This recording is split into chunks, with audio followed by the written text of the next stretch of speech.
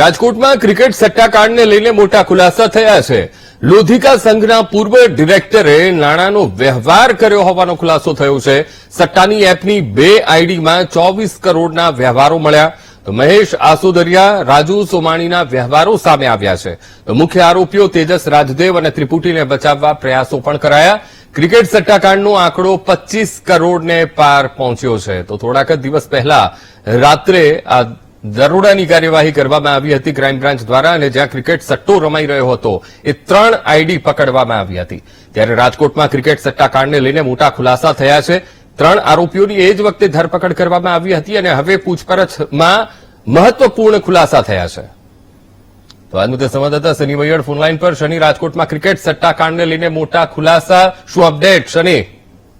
અંકુર, જે રીતે વાત કરવામાં આવે તો રાજકોટ ક્રાઇમ બ્રાન્ચ દ્વારા જે ક્રિકેટ સટ્ટાકાંડ પકડી પાડવામાં આવ્યો છે, મુખ્ય બુકીઓ સહિત અનેક પંટરોના નામ ખુલ્યા છે. આ ગ્રાહકોને લઈને પણ સમાચારમાં પોલીસ તપાસ તેજ બની છે, જેમાં રાજકોટ સટ્ટાકાંડમાં આઈડીમાં રાજકોટ લોધિકા સંઘના પૂર્વ ડાયરેક્ટર રહી ચૂકેલા જે મહેશ આસોદરિયાનું નામ ખુલ્યું છે. સાથે સાથે મોટા વ્યવહારોમાં રાજુ સોમાણીનું જે 2 આઈડીઓ મળી આવી છે, તેમાં 24 કરોડના વ્યવહારો મળી આવ્યા છે.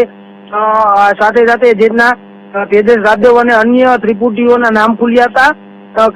ક્રાઇમ બ્રાન્ચે આ આંકડો 25 કરોડને પાર પહોંચી ચુક્યો છે સટ્ટાકાંડનો. ત્યારે હવે આ મામલે ઈડીને ઝંપલાવશે કે કેમ તે પણ મહત્વનું બની રહેશે. અંકુર, સમગ્ર માહિતી સાથે જોડાવા બદલ આપનો આભાર.